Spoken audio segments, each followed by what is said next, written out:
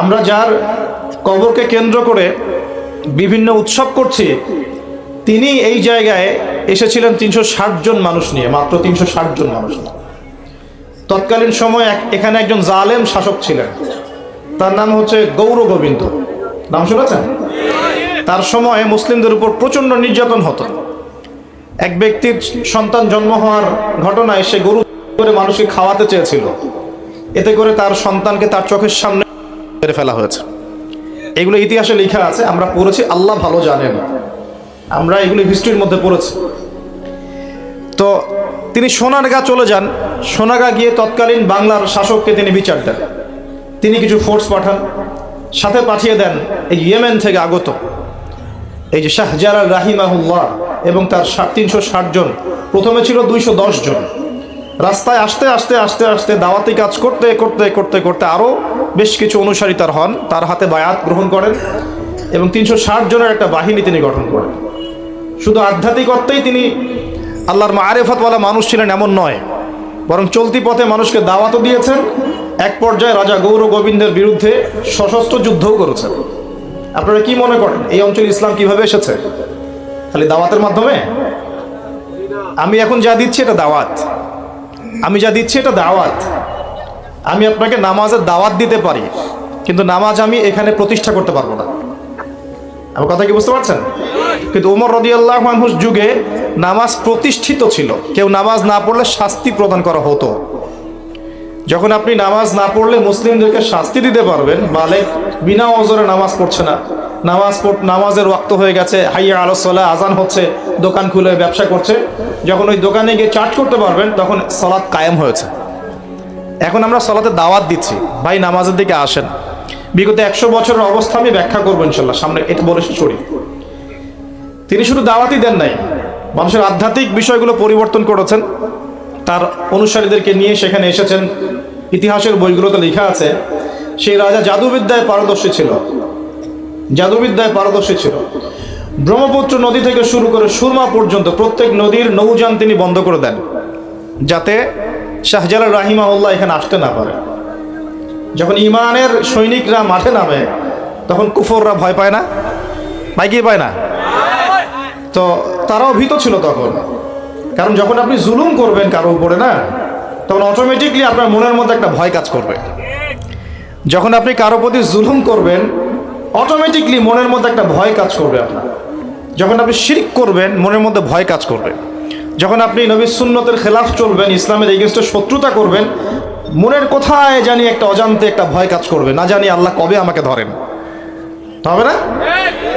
আর যখন আপনি ভিতর থেকে পবিত্র এবং ভিতর থেকে শক্ত, যে না আমি ইমানের উপর আছি, আল্লাহর হুকুম আহকাম পালন করছি, নবীর সুন্নত মেনে চলছি, ইসলামের দাওয়াত দিচ্ছি, আপনার ভিতরে কোথায় জানি একটা কনফিডেন্স থাকবে যে আল্লাহ আমার সাথে আছে। আর কেউ থাক না থাক, আল্লাহ আমার সাথে আছে। দুনিয়াতে না হোক, আল্লাহ পরকালে আমার সাথে আছে। দুনিয়া আখিরাত উভয় জাহানেই আল্লাহ পাক সাথে থাকবেন ইনশাআল্লাহ। তো জাদুবিদ্যা কাজ করলো না। বলা হয়, এটা সত্য মিথ্যা আমরা জানি না, বলা হয় যে নৌযান ছাড়াই আল্লাহ পাকের কুদরতে, আল্লাহ পাক তার কুদরত কিন্তু তার বান্দার মধ্যে প্রকাশ করতে পারেন যাকে ইচ্ছা। তিনি নদী পার হয়েছেন, তার সৈন্যদেরকে নিয়ে পার হয়েছেন, তা বলা হয়ে থাকে। আল্লাহ ভালো জানেন, আমরা সত্য মিথ্যা বলতে পারবো না। এরপরে এখানে সর্বশেষ যেটা পদক্ষেপ নেওয়া হয়েছিল, লোহা দিয়ে জাদু করা হয়েছে, শিল দিয়ে জাদু করা হয়েছে। এই শিলের জাদু কে ভাঙতে পারবে, এই কথা শাহজালাল রাহিমাহুল্লাহ তার অনুসারীদেরকে বলছিলেন যে তোমাদের মধ্যে যে ব্যক্তি ফজরের নামাজ কোনোদিন কাজা করো নাই, সে উঠে আজান দিলে ইনশাআল্লাহ আল্লাহ পাক এই জাদু ভ্রষ্ট করবেন। বোরহানউদ্দিন নামক একজন ব্যক্তি, তিনি দাঁড়িয়ে বলেন যে আমি কোনোদিন ফজরের নামাজ কাজা করি নাই। চিন্তা করতে পারেন, উম্মার বিজয় কাদের হাতে হয়েছে? বেনামাজিদের হাতে, আমাদের মতো বেনামাজিদের হাতে। আমরা যারা পর্দা করি না আমাদের হাতে, আমরা যারা সুদ খাই আমাদের হাতে, আমরা যারা ব্যভিচার করছি, পরকিয়া করছি, জেনা করছি, মাদক খাচ্ছি, এই তরুণ সমাজ, আমাদের হাতে কি উম্মর বিজয় হবে? কি মনে হয় আপনাদের? একদিনও ফজরের নামাজ কাজা হয়নি, সেই ব্যক্তি উঠে আজান দিয়েছেন, সুবহানাল্লাহ। আর শাহজালাল রাহিমাহুল্লাহ তখন বলেছিলেন যে শিল হট, মানে এটা ভেঙে যাওয়ার জন্য। এই শিল এবং হট একত্রিত হয়ে পরবর্তীতে আস্তে আস্তে সিলেট নামটা হয়েছে। তার আগের নাম ছিল জালালাবাদ। কি নাম ছিল? জালালাবাদ। এই যে ইতিহাসগুলো কতজন মানুষ জানে? তিনি একজন তাওহীদপন্থী মানুষ ছিলেন, আল্লাহর ওলি ছিলেন, আল্লাহর মারিফতওয়ালা মানুষ ছিলেন। অনুসারীদেরকে নিয়ে তিনি শুধু দাওয়াতই দেন নাই, জালেমের প্রাসাদ পর্যন্ত চলে গেছেন যুদ্ধ করতে করতে, করেন নাই? তো এই যে ইসলাম কিভাবে প্রতিষ্ঠা হলো দেখেন। আর শেষের 100 বছরে কি হলো? ওই 1200 বছরের ইতিহাস আমরা ভুলে গেলাম, কি হলো শেষের 100 বছরে? আমি আপনাদেরকে ফাইন্ড আউট করছি। দেখুন, লাস্ট 100 বছরে আমাদের মুসলিম উম্মার প্রথম যে সমস্যাটা হয়েছে এটা হলো আমরা কোরআন এবং সুন্নাহর যে পরিপূর্ণ জ্ঞান অর্জন, এই জ্ঞান অর্জনের পিছনে পর্যাপ্ত মেহনত করছি না। এটা 1 নম্বর পয়েন্ট। আমরা কি সবাই কোরআন পড়তে জানি? হলফ করে বলতে পারবেন প্রত্যেক ব্যক্তি, আপনারা যারা শুনছেন আমার লেকচার, সবাই কোরআন তেলাওয়াত করতে পারেন বিশুদ্ধ করে? তারপরে যদি জিজ্ঞাসা করি আমরা কতজন কোরআনের অন্তত একটা পারা মুখস্থ করেছি, হাত উঁচু করতে পারবেন? তারপর যদি প্রশ্ন করি আমাদের মধ্যে কতজন জীবনে একটা বার, অন্তত একটা বার আলিফ লাম মিম থেকে মিনাল জিন্নাতি ওয়ান নাস পর্যন্ত অর্থ সহ পড়েছি অন্তত একবার আল্লাহর কিতাব, হাত উঁচু করতে পারবেন? আমাকে উত্তর দেন। তাহলে বিগত 100 বছরের উম্মার অবস্থা এমন হবে না কেন? আমরা এমন একটা জায়গায় বসে আছি যে আমরা সবাই নবীর সুন্নত অনুযায়ী দাড়িও রাখছি না। এটা তো একটা সুন্নত আমল, জীবনের প্রত্যেক ক্ষেত্রে সুন্নতের কথাই বলছি না, নিজের দেহের কথাই বলছি, সেখানেও আমরা পিছিয়ে পড়ছি। তাহলে আমি উঁচু লেভেলের কথাবার্তা কীভাবেই বলতে পারি? তখন নিজেকে আরও গুটিয়ে নিলাম, নিয়ে আবার প্রাথমিক অবস্থা থেকে আলোচনা করা শুরু করলাম। সলাৎ কেন্দ্রিক, পড়াশোনা কেন্দ্রিক, জাকাত কেন্দ্রিক, সওম কেন্দ্রিক, শিরক, তাওহীদ, আকীদা, ঈমান, সুন্নত এগুলো কেন্দ্রিক। এই মাহফিল সিজনে আমি এগুলোই বলেছি, এর বাইরে কিছু বলিই নি এখন, কারণ মনে করছি যে এগুলো বলার মতো পরিবেশ নাই। আমাদের সবার আগে দরকার জ্ঞানের বিপ্লব। সর্বপ্রথম যেটা প্রয়োজন এই উম্মার, সেটা হলো জ্ঞানের বিপ্লব। প্রত্যেক ব্যক্তিকে আল কোরআন তেলাওয়াত করা শিখতে হবে আগে। ওয়াদা করেন, রাজি আছেন কিনা? প্রত্যেক ব্যক্তিকে আল কোরআনুল কারীম বিশুদ্ধ করে তেলাওয়াত করা শিখতে হবে আগে, ইনশাআল্লাহ। ইনশাআল্লাহ যদি আমি আগামী বছর আসি, আমি 5টা কাজ আপনাদেরকে দিয়ে যাচ্ছি।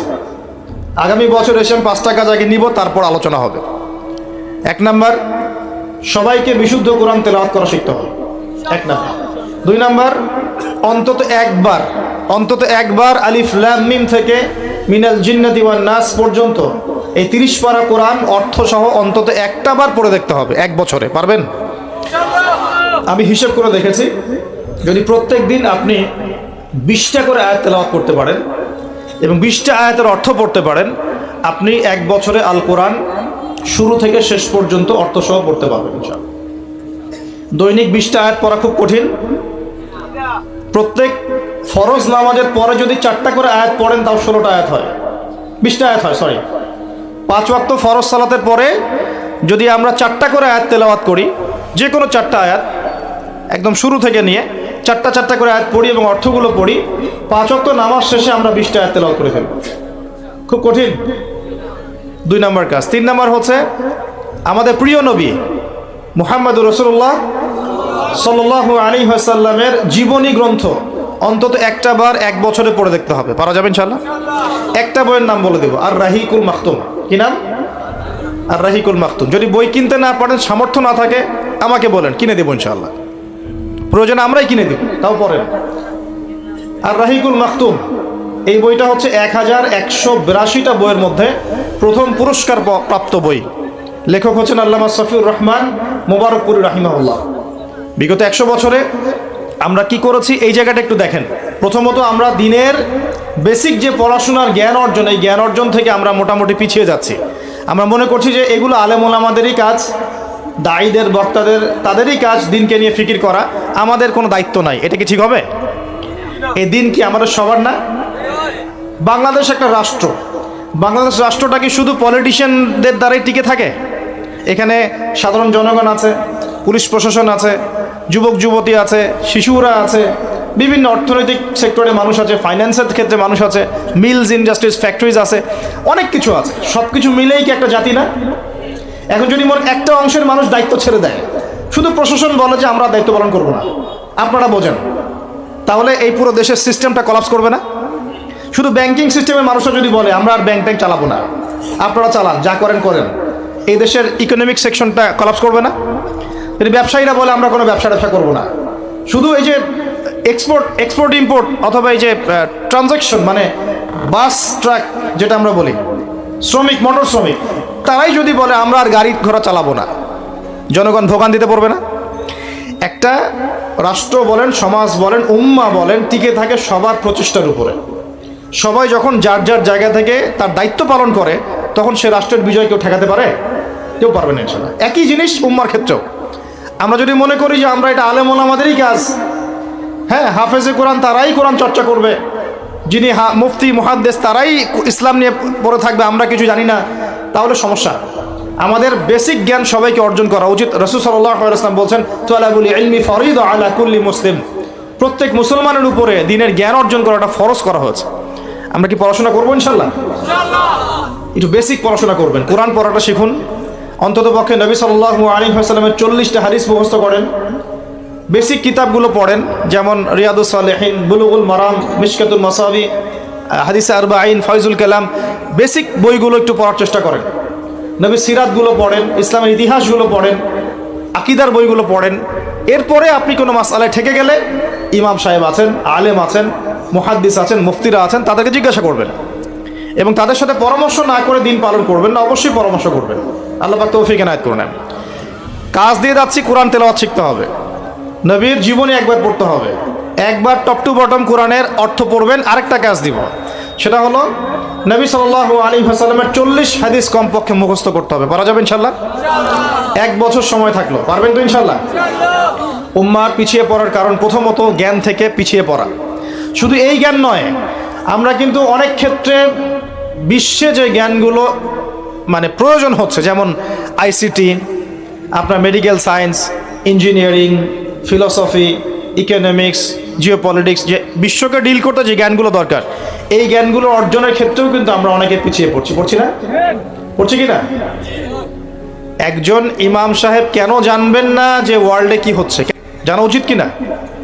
একজন মুফতি সাহেব কেন বুঝবেন না যে বিশ্বের অর্থনীতি কিভাবে চলছে? কেন বুঝবেন না? বুঝতে হবে কি না? না হলে বিশ্বকে আমি ডিল করবো কিভাবে? অতএব এই জেনারেল সেকশনের পড়াশোনা এটাও ফেলে দেওয়া যাবে না। আপনি কথা বুঝতে পারছেন? জেনারেল সেকশনের পড়াশোনাটাকেও ফেলে দেওয়া যাবে না, বরং এই পড়াশোনাটাকে ইসলামের সাথে কম্বাইন্ড করে আপনাকে আগামীতে চলতে হবে। পারা যাবে ইনশাআল্লাহ?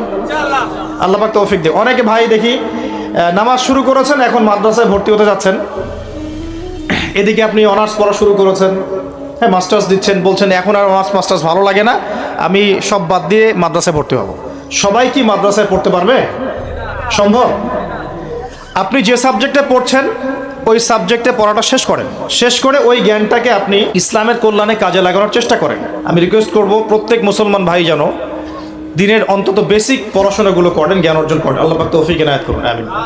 সবচেয়ে বেশি প্রয়োজন আমাদের জ্ঞানের বিপ্লব, এবং এই জ্ঞান চর্চার মধ্য দিয়ে ইনশাআল্লাহ আমরা সমাজ পরিবর্তন করবো ইনশাআল্লাহ তাআলা।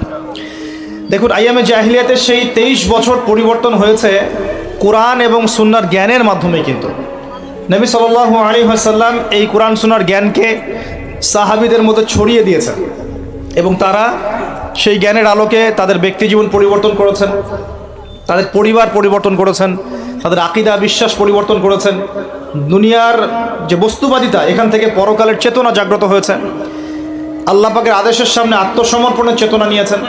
এক পর্যায়ে তারা কিন্তু দিনের জন্য সংগ্রাম করেছেন, কষ্ট স্বীকার করেছেন। প্রয়োজনে তারা কিন্তু মক্কা থেকে হিজরত করে মদিনাতেও চলে গেছে। মানে তারা সব কিছুই করেছেন, কিন্তু শুরুটা হয়েছিল কি দিয়ে? জ্ঞানের চর্চার মধ্য দিয়ে। তাহলে আমাদের প্রথম কি দরকার ভাই?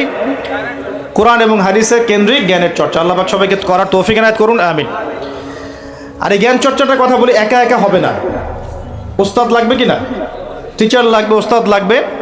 যে সেক্টরে জ্ঞান অর্জন করছেন সেখানকার ওস্তাদদের সাথে সুসম্পর্ক রেখে বরেণ্য উলামায়ে কেরামদের সাথে সহবতে থেকে আপনি জ্ঞানের চর্চা করেন ইনশাআল্লাহ তাআলা। আল্লাহ পাক আপনার জ্ঞানে বরকত দান করুন, আমি দোয়া করি।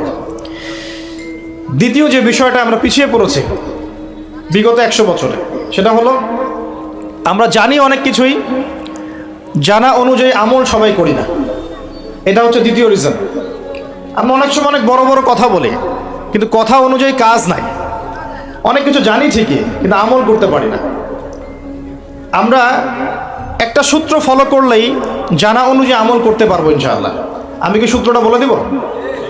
সূত্রটা হচ্ছে, একজন ব্যক্তিত্ব আছে আমাদের সামনে, সেই ব্যক্তিত্বকে হুবাহু কপি পেস্ট করতে হবে। কাট পেস্ট আছে না, কপি পেস্ট, এরকম কপি পেস্ট করতে হবে একজন ব্যক্তিত্বকে। তার নাম মুহাম্মদ রাসূলুল্লাহ সাল্লাল্লাহু আলাইহি ওয়াসাল্লাম। আজকে রাত্রে লেকচার শুনলেন, বাসায় গিয়ে ঘুমাবেন, এমনি এমনি ঘুমাবেন না। ঘুমানোর আগে বিসমিল্লাহ বলে লাইটটা অফ করবেন, বিছানাটা বিসমিল্লাহ বলে ঝাড়বেন, ঠিক আছে? ওয়াশরুম থেকে পারলে অজু করে আসবেন, মশারি দিচ্ছেন, লাইটস অফ করছেন, পাত্র যেগুলো আছে সেগুলো একটু ঢেকে রাখবেন বিসমিল্লাহ বলে, দরজা লাগাবেন বিসমিল্লাহ বলে। এরপর 3 বার পড়বেন সূরা ইখলাস একবার, সূরা ফালাক একবার, সূরা নাস একবার, পরে হাত একত্রিত করে ফু দিয়ে গা মাসাহ করবেন। এই কাজটা 3 বার করবেন। একবার আয়াতুল কুরসি পড়বেন, সূরা বাকারার 255 নম্বর আয়াত, আল্লাহু লা ইলাহা ইল্লা হুয়াল হাইয়ুল কাইয়ুম, এটা শেষ পর্যন্ত। এরপর সূরা বাকারার শেষের 3টা আয়াত পড়বেন, লিল্লাহি মা ফিস সামাওয়াতি, এখান থেকে ফানসুরনা আলাল কওমিল কাফিরিন পর্যন্ত। তারপর ডান কাতে পাশ ফিরবেন, বলবেন আল্লাহুম্মা বিইসমিকা আমুতু ওয়া আহইয়া। হাত নিবেন, হাতে গুনতে থাকবেন সুবহানাল্লাহ সুবহানাল্লাহ সুবহানাল্লাহ 33 বার, আলহামদুলিল্লাহ আলহামদুলিল্লাহ আলহামদুলিল্লাহ 33 বার, আল্লাহু আকবার আল্লাহু আকবার আল্লাহু আকবার 34 বার। ঘুমিয়ে যাবেন। এখন যদি আপনি 6 ঘন্টা ঘুমান, আপনি নবী সাল্লাল্লাহু আলাইহি ওয়াসাল্লামের সুন্নত অনুযায়ী ঘুমিয়েছেন, প্রত্যেক ঘন্টা ঘুমানোর জন্যে আল্লাহ আপনাকে নেকি দিবেন ইনশাআল্লাহ। এমনি ঘুমালে নেকি হতো না, রেস্ট নেওয়া হতো। আমি একজন ব্যক্তিত্বের কথা বলছি, যার প্রতিটা কাজ অনুসরণ করলে ইনশাআল্লাহ জানা অনুযায়ী আমলটা হয়ে যাবে, আল্লাহর কাছে আমরা মাকবুল হব ইনশাআল্লাহ। পারা যাবে ইনশাআল্লাহ। ঘুম থেকে উঠলেন, এমনি এমনি উঠে চলে যাবেন না। উঠেন, বসেন, বসে ঘুমের ভাব দূর করেন, দূর করে বলবেন আলহামদুলিল্লাহিল্লাযী আহইয়ানা বা'দা মা আমাতানা ওয়া ইলাইহিন নুশুর। এবার বাথরুমে যান। বাথরুমে গিয়েই বাথরুমে ঢুকে গান গাওয়া শুরু করবেন না। বাথরুমে ঢুকেই বাম পা দিয়ে ঢুকবেন, ঢোকার সময় বলবেন বিসমিল্লাহ, আল্লাহুম্মা ইন্নী আউযু বিকা মিনাল খুবসি ওয়াল খাবাইস। বাথরুমে কিন্তু জিন শয়তান থাকে। বাথরুমে কি থাকে? বিজ্ঞান এটা প্রমাণ করতে পারে নাই, এগুলো নাসা বিশ্বাস করবে না, কিন্তু আল্লাহর রাসূল যেহেতু বলেছেন আমরা বিশ্বাস করব। বিজ্ঞান কি সব আবিষ্কার করতে পেরেছে? বিজ্ঞান কি সব আবিষ্কার করতে পেরেছে? বিজ্ঞানের আবিষ্কার কত পার্সেন্ট? এই মহাবিশ্বের 1%ও না। মহাবিশ্বের 1%ও না। আমাদের দেহের মধ্যেই যে রুহটা আছে, এই রুহটার কি কোনো ব্যাখ্যা করতে পারা গেছে? রুহটা কেমন, কঠিন না তরল না বায়বীয়, ব্যাখ্যা করা গেছে? ইয়াসআলুনাকা আনির রূহ কুলির রূহু মিন আমরি রাব্বি ওয়া মা উতীতুম মিনাল ইলমি ইল্লা কলিলা। আল্লাহ পাক বলছেন, হে নবী, তারা তোমাকে রূহ সম্পর্কে জিজ্ঞাসা করে, আত্মা সম্পর্কে জিজ্ঞাসা করে, তুমি বলে দাও এটা তোমার রবের আদেশ মাত্র। রবের আদেশে এসেছে, আদেশেই চলে যাবে।